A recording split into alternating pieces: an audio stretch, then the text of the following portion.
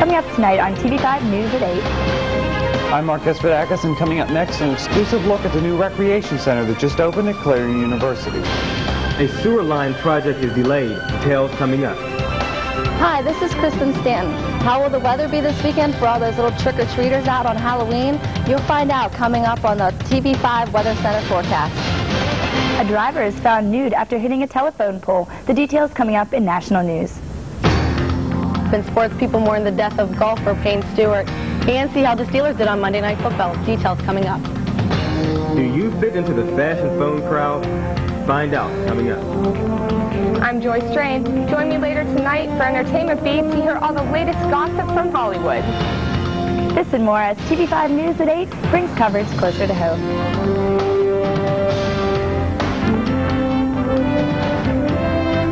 News, bringing coverage closer to home. The anticipation has long been awaited, but finally Clarion University's Recreation Center is finally open. Good evening, I'm Christy Desort. And I'm Brian Cook. Mark Despotakis joins us with the details. Mark? Thanks, Christy. You're right, it has been long awaited, but this week finally the Student Rec Center on the Clarion University campus opened. It's tonight's top story. Take a look. A lot of construction.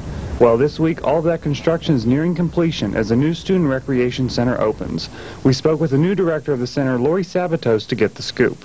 Place to be. We're open 7 in the morning to 11 at night. They don't have to fight with any of the athletic teams because this is strictly for recreation and intramurals. So, you know, they make the request, they come down here, they can use it any time, you know. The rec center houses a weight room, which always seems to be full, a climbing wall, which isn't open yet, and 3 courts which can be used for tennis, volleyball, and of course the most popular, basketball. And there is also an indoor track for students to enjoy. A lot of people are using it. That's, again, the running track is open from 7 in the morning to 11 at night. And up here you see the cardio machines and stretch area for the track. The indoor track, which I'm on now, is one of the amenities that's made just for students. So how do students feel about the new rec center? Much nicer than what I used to go to Tippin Gym, and it has so much more to offer than what it did than at Tippin. Like, there's so many more machines. It's really open. I really like how it's really spaced out. I especially like the track. I mean, this way I don't have to run outside during the winter. Freeze, I can run in here. Nice. We took the opportunity to talk with students working out this afternoon to get their reactions to the new recreation center. And it's like all the equipment's really new, so I mean it's like it's fun to come here and just, you know, have a good time and work out. 30 day 3 and you love it, right? Yeah. Really like shocked about how big it is and how nice it is inside here. It's really nice. Yeah. Now the rec center is for students, but community members can buy a pass to the center for $75 a semester. But for this semester, it will only be $35 due to the center opening halfway through the semester. So get up there and check it out. Live in the newsroom, I'm Mark Despotakis. Back to you, Christy. Thanks, Mark. Yesterday, Clarion Commissioners Sally Minich and David Wagner reduced the Clarion Reserve Fund from $350,000 to $87,000. The expense of $130,000 for the renovations of the jail was, however, the largest, and it created great discussion at yesterday's meeting. According to the Derrick, local citizens have mixed reactions about where the money should be spent. Many are in favor of preserving the old jail, considering its historical aspects and working conditions for the workers, while others are skeptical about investing money in an old building. Commissioner Keith Martin said he is in favor of the expenses of the area and states no tax dollars will be used to renovate the old jail. The Chestnut Street sewer line project has been delayed due to the overwhelming complaints by nearby residents. Many believe that their property will be damaged or altered in a negative way. According to the Clarion News, these concerns were addressed to authority engineers Dennis Stittinger. His response was to create a new manhole and change the route of the line. Gary Hartle of Chestnut Street asked if the route could be changed because he feels his shed will be in danger. The Clarion County Observation Committee has expectations of making an agreement to renovate the courthouse. There has been a recent meeting along with 3 other firms to discuss such matters. Their hope is to come to an agreement by the business meetings on either November 8th or the 22nd. The main concern for renovation will include the roof, balconies, and the clock tower. The study is expected to cost the county $1,400. Parents in the Oil City School District went looking for answers last night to find out the reason their children were dropped off more than a mile from their regular bus stops. According to the Oil City Derrick, parents asked the school board for an explanation in last night's monthly school board meeting, but most of their questions were left unanswered. School board president Leon Kalinsky informed the parents that the driver, Greg Bonds, was the substitute driver at the time of the incident. Parents were told to contact the bus service to address their concerns. No action has been taken against Bonds at this time. According to District Business Manager and Transportation Director Susan Fisher, a new plan has been designed to prevent school bus problems in the future. The new plan states that the city's Public Works Department will notify the school district's administrative offices about any road closing that will affect the bus routes, and then the school will notify the parents. The Franklin School Board turned down a request Monday night to waive some $10,000 in tuition fees for 2 Valley Grove School District students now enrolled at Franklin High School. Cynthia Rembold asked the board to consider dropping the tuition costs for her twin daughters to attend Franklin High School. According to the Oil City Derrick, Rembold explained that her children were under the guardianship of a district resident, so they could attend Franklin High School instead of returning to Valley Grove. The guardian now has a bad heart and can no longer care for the children. She arranged for yet another guardian, but decided to retain decision-making and financial obligations on her 2 children's behalf. Although the board felt sympathetic to Rembold's request, they could not vote in her favor. After 12 hours of searching, police arrested Titusville man for allegedly trying to kill his wife. According to the Oil City Derrick, police arrested 56-year-old Charles Johnson after he forced his way into his wife's house, attacked her with a knife. According to investigators, Janice Johnson was stabbed in her left cheek, below her right eye, and on her left side of her chest. She was treated and released from a Titusville hospital. Charles Johnson has been charged with attempted homicide, aggravated assault, recklessly endangerment, and terroristic threats. A preliminary hearing is scheduled for November 4th. And Emlington residents may have to split their ambulance service with 3 other areas. The Kem Street Petersburg ambulance service could very well shut down within the upcoming months. According to the Clarion News, Rick King, an EAS board member, said that if such an event was to occur, that the Emlington ambulance service could handle the extra area. The 1.63 acre of land will be purchased in Oil City to extend the area's bike trail. According to the Oil City Derrick, the city has plans to buy land that is along the Allegheny River, valued at $11,700. This piece of land will connect at the Oil City sewage treatment plant and stretch to the city's west end. The Clarion County Career Center is looking for applicants to fill the position of business manager, and the response has been positive. 18 applicants have applied for the position, and the center's director, Larry Bornak, says applications are still being accepted. The position of business manager oversees various financial aspects of the facility, including the general fund, student activities, payroll preparation, and tax accounting. The deadline for submissions is Monday, November 8th. When we return, find out which areas will be affected by the readjusting project. See if this involves you. An abortion clinic may find its way to Erie. We'll have the details. Plus, a new type of transportation is set to make its way through Clarion. All this and more straight ahead as TV5 News brings coverage closer to home. In the early years, young children cannot stand on their own. Uniting parents and children is an important part of the life of a community.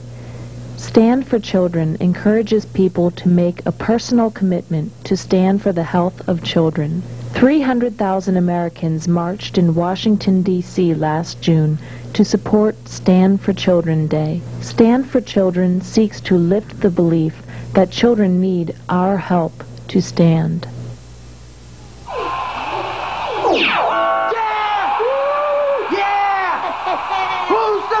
It's a birthday. I'm the man. It's a birthday. Exercised lately? Go for a mouthful. Go for the fun. Go for cake. Cakes for everyone.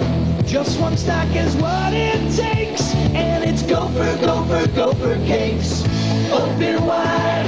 Stuff your face. There's always room for more Gopher cakes.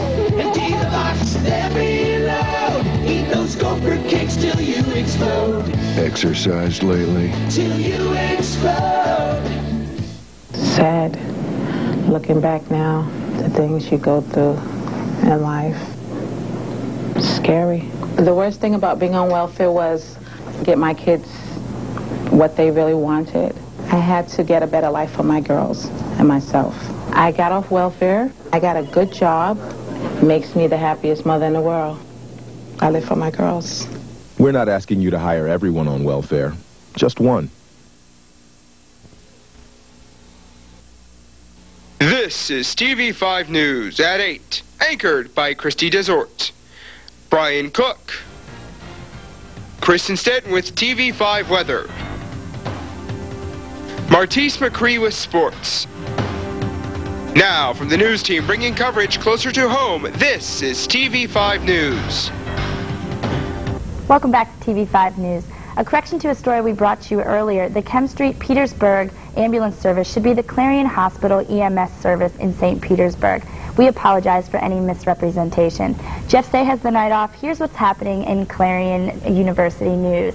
Parking problems were the topic of discussion in Monday night's Student Senate meeting. President Dr. Diane Reinhardt, Dr. Wood Yeaney, and Joe Karg of the Clarion Transit Advisory Committee met with Student Senate to discuss a $150,000 to $200,000 transportation proposal intended to bring a bus system to Clarion. The committee suggested the student activity fee be increased by $5 per semester to reduce the cost of the project by $60,000. Students will be able to use their student identification cards to ride the bus without paying a fare. Senior citizens will also ride for free with their fares funded by the state lottery. All other members of the community will have to pay a $1 fee to ride the bus. A preliminary bus route has been set up to pass Eagle Park, continue through campus, down Main Street, and to the Clarion Mall. The buses will be in operation 7 days a week, 16 hours a day. The 14 state-owned institutions of higher learning are hoping to be assisted financially by the State System of Higher Education's Board of Governors.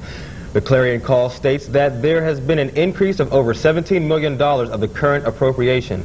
This is a 4.1% increase. The State System of Higher Education is preparing for future savings for the 14 colleges that will total approximately $29 million in the next 10 years. The Clarion Students Association Board of Directors met Tuesday to discuss the financial audit of the CSA and to look into possibly investing money into financial mutual funds. The associates were pleased to see that the board has begun to invest more money in mutual funds. This process of reinvesting dividends will increase the importance of tracking the dollar amounts reinvested and the number of shares acquired. The audit receives an unqualified opinion from the audit team. This opinion is the best opinion, stating that operations have presented fairly all material respects from the final position. A Clarion County guard faces charges for allegedly dispensing a controlled substance into an inmate. A Clarion News is reporting that Timothy Slagle of Fairmont City allegedly gave an inmate, John Brooks, a dose of Darvocet without an oral written prescription from a physician or pharmacist. According to Brooks, Slagle bought him a large pink pill and told him it would take care of his pain and put him to sleep. The incident came to the attention of jail officials when Brooks informed the prison doctor about the pill. The pill was analyzed by the doctor and determined that it was Darvocet. At this time, Slagle is facing charges for allegedly violating a law regarding professional prescription, administration, and dispensing of drugs. Residents and businesses in the Callinsburg, Strattonville, and Sigel zip codes are receiving new addresses. According to the Clarion News, the new address change is part of the countywide 911 readdressing project. A 9 by 12-inch notification packet has been sent to area residents with information about their new addresses. Other information included in the packet is a change of address card for Pennsylvania driver's license, photo identification, and vehicle registration. Any questions concerning the address change are asked to call the addressing team project office between 8 a.m. and 5 p.m. at 1-800-223-5972. Taking a look at state news, Erie may be getting its first abortion clinic in at least 15 years. A doctor who opened a clinic in State College and oversees several clinics in New Jersey has purchased 4 suites at the downtown Erie office building. The plans for the suites are not available at this time. We'll keep you updated as information becomes available. Pennsylvania Governor Tom Ridge began a 3-day trip to Washington and California today. Ridge began his trip this morning by speaking to an entertainment industry group, the Wednesday Morning Club, in Beverly Hills. Tomorrow, Ridge is scheduled to meet with Microsoft founder Bill Gates to discuss potential partnerships with officials from the giant software company. Along with the 3-day technology mission, Ridge will make stops at meetings hosted by Hewlett-Packard, fiber optic company, Global Crossing Limited, internet company Excite at Home, and software company Oracle. A vote was taken today by the Pittsburgh City Council on whether to place baskets at fire stations for desperate mothers to leave their unwanted babies. Hundreds of homes in the Pittsburgh area already take part in the Baskets for Babies program, started after some mothers threw their babies away. We'll update you tomorrow on TV5 News on the result of the vote. After 5 years and 2 strikes since their last contract expired, Wilkinsburg teachers voted on a new agreement yesterday. Both teachers and school boards say no details will be released until after the school board holds its ratification vote tonight.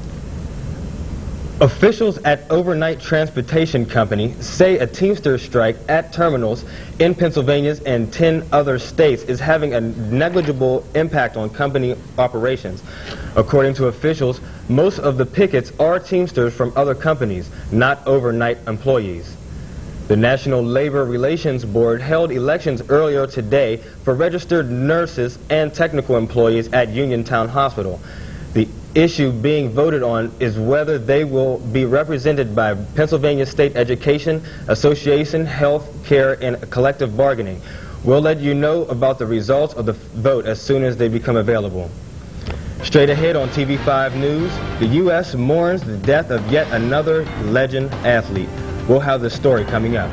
Gary Martin will be here with this week's financial report, and Martise McCree gives us the highlights from yesterday's Steelers game and this week's World of Sports. It's straight ahead as TV5 News brings coverage closer to home. Thanks for joining us here on TV5 News. Investigators continued their search today into what caused yesterday's Payne Stewart plane crash in South Dakota.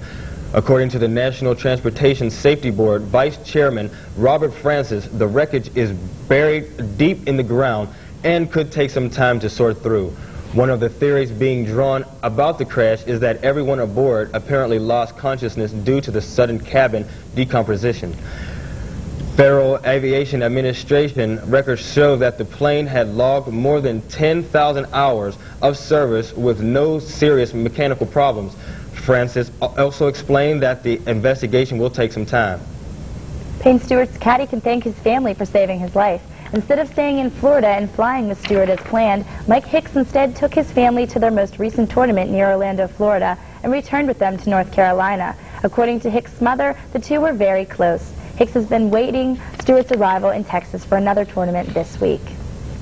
A 10-year-old Colorado girl decided to act as the designated driver and take the wheel after discovering that her father was drunk.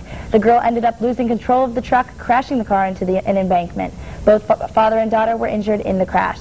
The girl broke both her legs and ankle, and her father had only minor cuts. State police say the father was drinking beer at the time of the crash. He has been cited for allowing a minor to operate a motor vehicle. Investigators want to know why a man who crashed a car in Santa Cruz, California, wasn't wearing any clothes.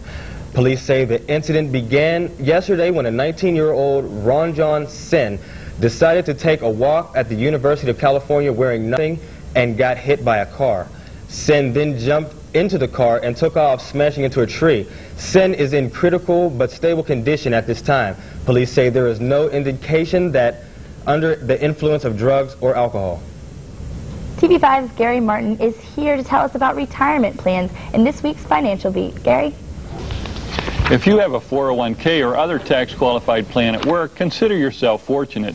Your earnings grow tax-deferred, so they accumulate much faster than if you paid taxes on them every year. But sooner or later, you'll leave your job and you'll have to decide what to do with your retirement plan money.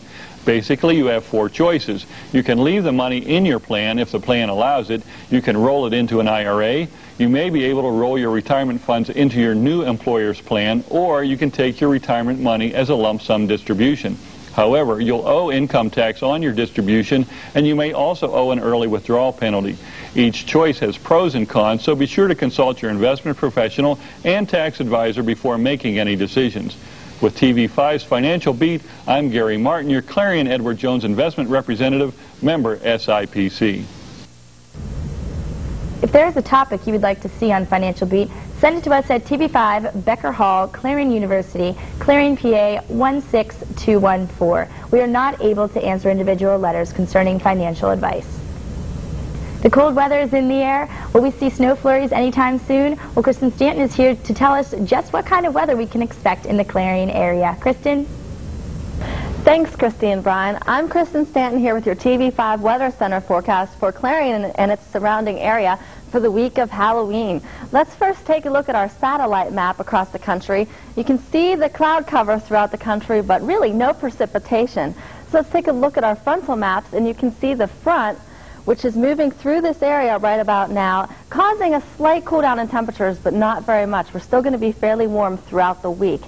If you take a look, once again, no precipitation across the country, and also if you look at our local radar, absolutely no precipitation. So beautiful day for today and the next couple of days.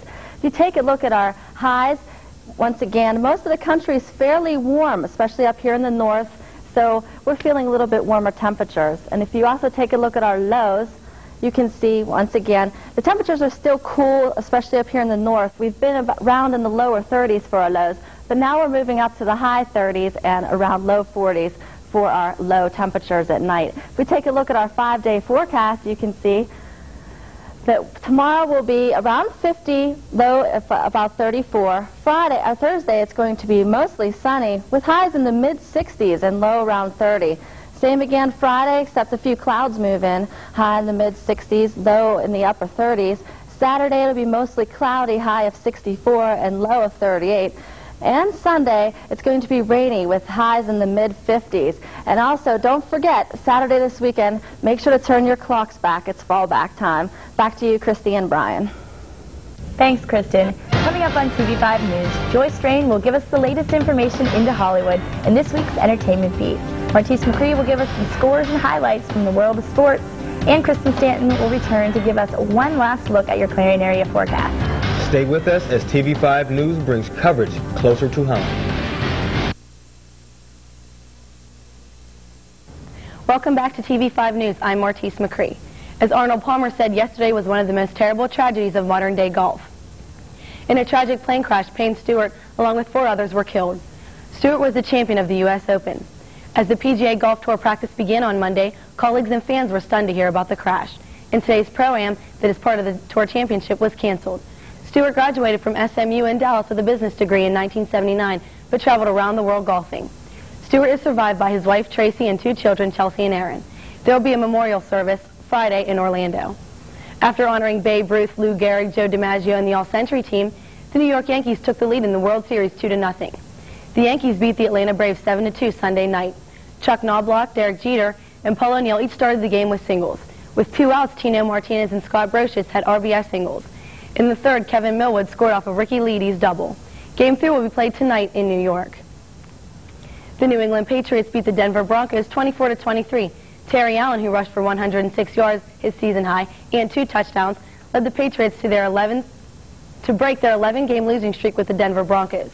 The Patriots haven't beaten the Broncos since 1980. Kurt Warner and Marshall Faulk led the St. Louis Rams to a win against the Cleveland Browns 34-3. Faulk rushed for 133 yards and had a 33-yard touchdown. Warner threw 3 touchdown passes, 2 of those were to Roland Williams. The Rams remain undefeated and the Browns still remain winless. In Pittsburgh last night, the Steelers won a nail-biter against the Atlanta Falcons. The Steelers were up 13-0 until Falcons quarterback Chris Chandler threw a 5-yard touchdown pass to Terrence Mathis with 3:39 left on the clock. After 4 tries, the steel curtain fell and held the Falcons at the 1-yard line. The Steelers got the ball back but couldn't get a first down to run time off the clock. So Pittsburgh then took a safety to avoid a blocked punt. Chandler couldn't find Timothy Dwight for the touchdown and the win. The Steelers won 13-0. In Clarion Sports, IUP shut out the Clarion Golden Eagles 26-0 on Saturday. The Indians' defense held the Golden Eagles to -5 yards rushing. Indians quarterback Brian Eierman threw a 17-yard touchdown pass to Carmelo Ocasio. Their second touchdown was the result of a Clarion fumble with 10:23 left in the half. Terrence Wilson, who rushed for 108 yards per game, ran a 74-yard touchdown pass. The last Indians touchdown was scored by Amir Dew. That's it for sports. I'm Martise McCree. Back to you, Christy and Brian. Thanks, Martise. The entertainment world is buzzing with the latest Hollywood gossip. Joy Strain is here with all the details in this week's Entertainment Beat. Joy?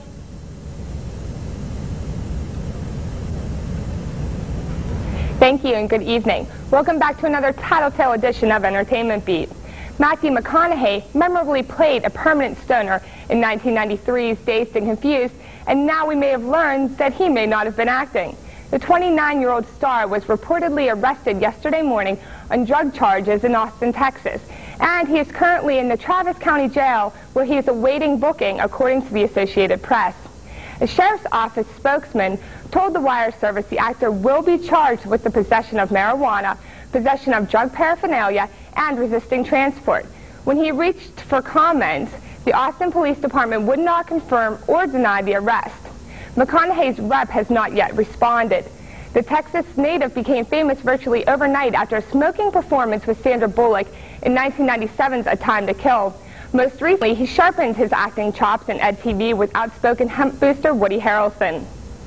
And the blossoming relationship between Catherine Zeta-Jones and Michael Douglas was given the full establishment seal of approval at a glittering party held by the British ambassador in Washington. The 30-year-old Welsh actress and the 50-year-old newly divorced Douglas joined guests including First Lady Hillary Clinton and Culture Secretary Chris Smith at the ambassador's Millennium Ball. The couple, who have been together since the summer, are widely expected to be hosting a major party of their own soon to announce their engagement.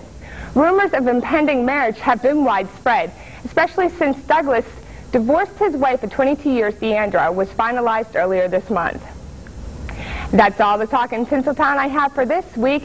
Join me again next week for another meddling edition of Entertainment Beat. For TV5 News, I'm Joy Strain. Thanks, Joy. And now for one final look at your Clarion area forecast. Here's Kristen. Thanks. Let's take a look one more time at our weather leading up to the Halloween weekend. You can see tomorrow it'll be high around 50, mostly sunny. Once again, sunny on Thursday, high in the mid-60s, and straight through the weekend it's going to be around the mid-60s. So it should be fairly warm for Halloween this weekend. And once again, don't forget to set your clocks back an hour on Saturday night. Thanks, and back to you. That wraps up this week's edition of TV5 News. Tune in again tomorrow at 8 as Christy Herman and Dave Marsh bring you the latest local, state, and national news. For Christy Desort, Mark Despotakis, Kristen Stanton, Martise McCree, and the entire TV News team, good night.